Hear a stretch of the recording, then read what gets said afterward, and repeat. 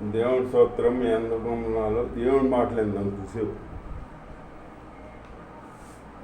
న్యాయాధిపతులు గ్రంథంలో యెహోవా ప్రవక్త చనిపోయినాక ఇశ్రాయేల్ మళ్ళీ యెహోవా దృష్టికి ద్రోహులైరి.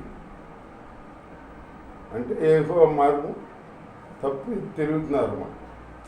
తిరుగుతుంటే అప్పుడు యెహోవా దేవుడు ఏం చేశాడు, ఒక రాజు ఉన్నాడు. ఆ రాజు చేతికి అనిల్ రాజు చేతికి అప్పగించాడు. అప్పగిస్తే అతనికి ఒక సేనాధిపతి ఉన్నాడు. అతని పేరు సిసెరా. అని అతనికి 900 ఇనపరాధాలు ఉన్నాయన్నమాట. అతను ఇశ్రాయేల్ ప్రజల్ని 20 సంవత్సరాలు బాధలు పెట్టాడనమాట, కష్టాలు పెట్టాడనమాట. పెట్టేటప్పటికి ఈ కష్టాల బాధలు తట్టుకోలేక ఇశ్రాయేల్ ప్రజలు దేవునికి మొరపెట్టారు. స్తోత్రం, దేవునికి స్తోత్రం, హల్లెలూయా. దేవుని మొరపెట్టారు. దేవుడు తప్పు చేసినా, పాపం చేసినా, ఎదురు తిరిగినా మన కోపించే దేవుడు కాదు మన దేవుడు. మళ్ళీ దేవుడి పాదాల కాడికి వెళ్ళి మొరపెట్టుకుంటే మన మరాలకు ఇస్తాడనమాట. మన క్షమించే దేవుడు, మన పగ తీసుకునే దేవుడు కాదు. మీరు అలా చేశారో మీకు అలా జరగాలి, నేనేం చేయను, మీరు అట్లా కష్టపడవలసిందే నీ అనే దేవుడు కాదు మన దేవుడు. ఏ తప్పు చేసినా కానీ, తప్పు చేసి వెళ్ళిపోయినా మళ్ళీ మనకి శ్రమ తట్టుకోలేక మొరపెడితే దేవుడి దగ్గర వచ్చి మొరపెట్టామనుకో, మరాలకి ఇస్తాడు దేవుడు. మరాలకించి అప్పుడు ఇశ్రాయేలు ప్రజలకే బాధలు పెడుతున్న సిసెరా బాధలు పెడుతున్నాను కదా. ఆ సిసెరాకి 900 ఇనపరాధాలు ఉన్నాయన్నమాట. అతను ఈ ఇశ్రాయేలు ప్రజల్ని 20 సంవత్సరాలు బాధలు పెట్టాడనమాట. బాధలు పెడుతుంటే వీళ్ళు తట్టుకోలేక మొరపెట్టేటప్పటికి యెహోవా దేవుడు ఆలకించి ఈ సిసెరాని ఒక స్త్రీ చేతికి అప్పగించాడనమాట. చేతికి అప్పగించాడనమాట. ఆ స్త్రీ ఈ సిసెరా ఒకప్పుడులో ఎక్కడికో వెళ్తా కాలినడకని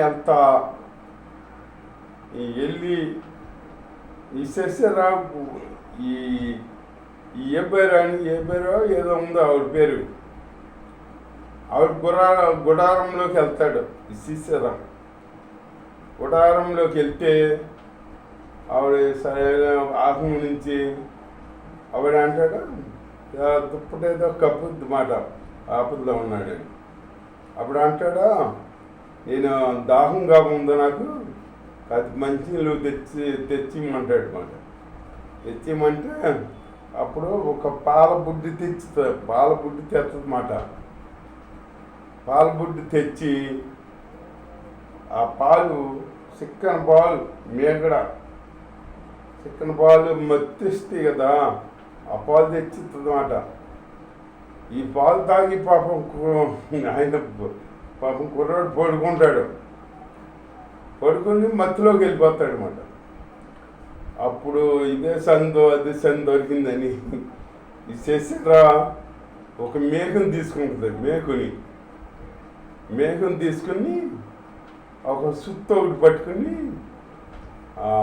ఆ సిసెరా దగ్గరికి వెళ్ళి ఆ పడుకున్న వాడిని అట్లాగే కణతల్లో మేకు దిగేసేస్తాడు. భూములు దిగేసేస్తాడు. అట్టా చచ్చిపోతాడు. లేకపోతే ఇశ్రాయేలు ప్రజలను బాధ పెట్టాడు. దేవుడు ఈ స్త్రీ చేతికి అప్పగించాడు అతన్ని. ఆ స్త్రీ ఏమో ఇట్లా కొట్టేటప్పటికి అతను చచ్చూరుకున్నాడు. అట్లాగే దేవుడి బిడ్డల్ని బాధ పెడితే దేవుడు ఊరుకోడు. మనం ఇప్పుడు ఇశ్రాయేలు పెద్దలు ఉన్నారు, మన తండ్రి దేవుడు. ఇప్పుడు పిల్లలు ఉన్నారు, పిల్లలు ఏమన్నా మారం చేసి తల్లిదండ్రికి కోపం తెప్పించి ఏరవుతారనుకో, మళ్ళీ ఆ పిల్లలు ఏదన్నా తప్పు తెలుసుకుని వస్తారనుకో, వచ్చి తల్లిదండ్రి దగ్గరికి వస్తే కాదంటారా? తల్లిదండ్రి కాదనరు కదా. అట్లాగే మన తండ్రి యేసయ్య దగ్గరికి వచ్చి మళ్ళీ మొరపెట్టుకుంటే ఆ మరాలకిచ్చి ఒక స్త్రీ చేతికి అతనికి అప్పచెప్పాడు, చేశారు అనమాట. అట్లాగే తప్పని కుమారుడు తండ్రిని విడిచి వెళ్ళిపోయి మళ్ళీ తప్పు తెలుసుకుని వచ్చాడనమాట. వస్తే తండ్రి చేసుకున్నాడు కదా, ముద్దు పెట్టుకుని ప్రస్తుత వస్త్రాలు తొలగించి ఆ ఉంగరం పెట్టించి అన్నీ చేసి అతనికి ఒక దూడం కోసి విందు చేశాడు అనమాట. విందు చేసి తండ్రి ఆహ్వానించాడు. తండ్రి కుమారుని ఇప్పుడు కాదండు. అట్లాగే మన తండ్రి యేసయ్యకి మనకు ఒక్కోసారి మనకి ఆయనకి దూరం అవుతాం. మళ్ళీ తప్పు తెలుసుకుని ఆయన దగ్గరికి వెళ్ళి మనం మొరపెట్టి ఏడ్చామనుకో, కన్నీరు విడితే కన్నీరు చూడలేడు దేవుడు. కన్నీరు విడితే కన్నీరు చూసి కరిగిపోతాడనమాట. కరిగిపోయి నీ పక్షం కార్యం చేస్తాడు. అట్లాగే దేవుడి బిడ్డలకి దేవుడు తోడై ఉంటాడు. ఒకసారి దూరమైనా కానీ, ఒకసారి ఆయన మాట వినపోయినా కానీ, ఒక తల్లిదండ్రులు పెట్టిన వదిలేరు కదా. అట్లాగే మన పరమ తండ్రి యేసయ్య మనం ఆయన మాట వినకుండా, ఆయనకు లోపడకుండా చేస్తున్నామనుకో, ఆయన కోపం వచ్చే పనులు చేస్తున్నామనుకో, మనం విడిచిపెట్టాడు అనుకో, మనకు బాధలు ఎక్కువయ్యి మనం భరించలేక మళ్ళీ దేవుడికి మొరపెడితే దేవుడు మనల్ని మొరాలకిస్తాడు. ఎందుకంటే మన తండ్రి ఆయన ప్రేమమయుడు, ప్రేమించే దేవుడు.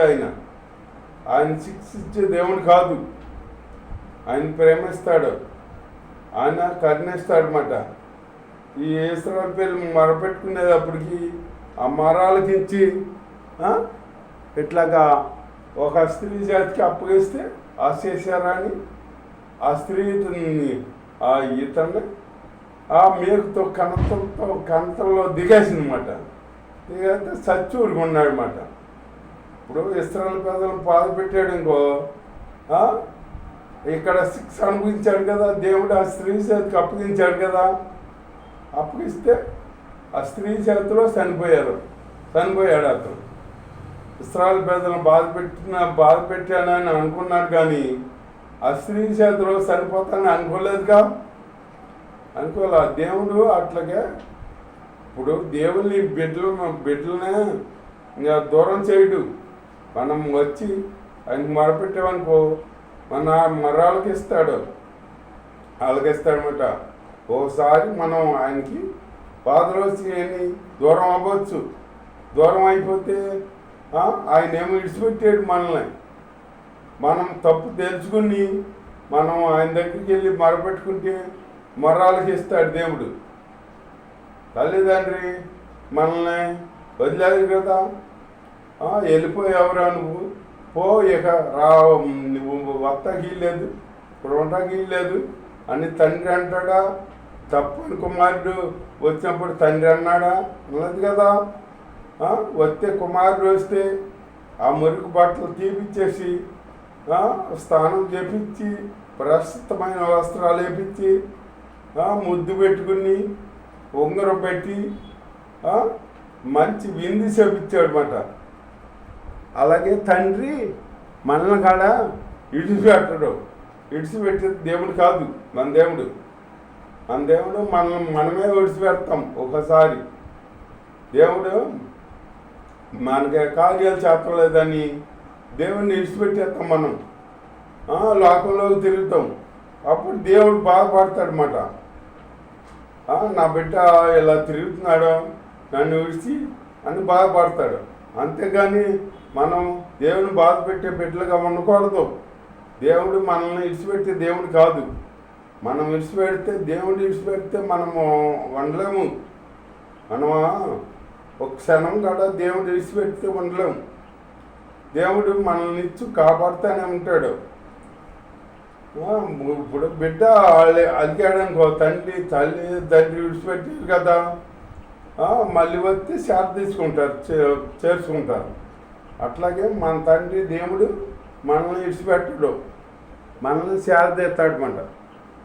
అట్లాంటి మనం దేవుణ్ణి విడిచిపెట్టకుండా దేవుణ్ణి కనపరుచుకుంటూ దేవుళ్ళలో జీవించాలి. దేవుళ్ళలో జీవిస్తే దేవుళ్ళలో మనం ఉన్నామనుకో, ఏ దానికి మనం భయపడక్కర్లా. ఇప్పుడు లోకంలో ఎన్నో శక్తులు ఉన్నాయి. ఆ శక్తులు మనం చూసి పారిపోతాయి. ఎందుకంటే మనం చూసి కాదు, మన వెనకాల మన దేవుడిని చూసి. మనం దేవుడితో ఉన్నామనుకో మనకు సేఫ్టీ, మనకి ధైర్యం ఉంటుంది. మనల్ని ఎవడేమని అనలేడు. అంటే మన దేవుడు పగ తీర్చుకుంటాడు. మనం దేవుడు అప్పగించామనుకో, పలానా వాళ్ళు ఇట్లా అంటున్నారు ప్రభా అని దేవుడికి ప్రార్థన చేసుకో. చేసుకుంటే దేవుడు పగ తీర్చుకుంటాడు. మళ్ళీ వాళ్ళు నీ జోలికి రారు. అట్లా చేస్తాడు దేవుడు. అంతేగాని నువ్వు అన్నావు నేను అనలేనా, నువ్వేనా మనిషివు నేను మనిషిని కదా, నీకేనా రోషం ఉందా, మరి నాకు రోషం లేదా, నేను అంటాను అన్నావనుకో, రెండు అతను నువ్వు ఇద్దరు సమ్మైపోతారు. ఇంకా మీరు సమ్మైపోతే ఇంకేంటి, నువ్వు అతను అన్నాడు అనుకో, నువ్వేమనుకోండా వెళ్ళి దేవుడికి మొరపెట్టుకుంటే దేవుడు ఆ బిడ్డ పక్షాన పగ తీర్చుకుంటాడు. నీ పక్షాన అతను మళ్ళీ నీ జోలికి రాడు. అట్లా చేస్తాడు దేవుడు. కాకపోతే దేవుడు చేసే కార్యాలు కనపడవు. మనుషులు చేసేదేమో అతని మీద పగ తీర్చుకున్నాడు రా, పర్లేదురా, అతని మీద అంటే ఊరుకోలేదు అనుకుంటారు. మనుషులు అయితే కనపడతారు కదా. దేవుడైతే కనపడిన నీ ఏదన్నా దేవుడు కొడితే మనం దెబ్బ లేకలేమేక, మనుషులు కొడితే లెగుతాం కానీ దేవుడు కొడితే లేకము. అట్లాగే దేవుడికి మనం విరోధంగా ఉండకూడదు. దేవుడికి విరోధంగా ఉండి మనం ఏం సాధించలేము. దేవుడిని అంటపట్టుకున్నాము అనుకో, అసలు ఇది అంచు దినాల్లో ఉన్నాం, అపాయకర దినాల్లో ఉన్నాం. మనం దేవుణ్ణి విడిచి తిరిగామనుకో, మనల్ని పట్టుకుని సాతాను ఆడుకుంటుంది మాట. అదే దేవుడి కాపుదల మనకు ఉందనుకో, ఆ సాతాను మన దగ్గరికి వస్తే వణుకుద్ది గడగడ వణుకుద్ది మాట. అట్లాగే మనం దేవుణ్ణి అంటుపెట్టుకొని ఉండాలి. అంటుపెట్టుకుని మోకాలు వేసి ప్రార్థన చేసామనుకో, సాతాను వచ్చాక మోకాళ్ళు చూసి మొఖం తెల్లగుంటే అంట చొరపడుద్దంట, మోకాలు నలుగుంటే పారిపోద్దంట. ఏంటి ఏదన్నా వచ్చిందనుకో, మోకాలు వేసి ప్రార్థన చేద్దాం కదా, మోకాలు వేసి ప్రార్థన చేస్తే అది దానికి మంట పడుతుంది, వెళ్ళిపోతుంది. అట్లాగే దేవుణ్ణి మనము అంటుపట్టుకుని జీవించుకుంటూ దేవుని కనపరుచుకోవాలి. దేవుడు మన పక్షం కార్యం చేస్తాడు. విడిచిపెట్టే దేవుడు కాదు, మనల్ని విడిచిపెట్టే దేవుడు కాదు. అట్లాగే జీవిస్తూ దేవుణ్ణి గణపరుచుకుంటూ దేవుళ్ళలో ముందుకు సాగుదాం. దేవుడి వాక్యం దీవించును గాక. ఆమేన్.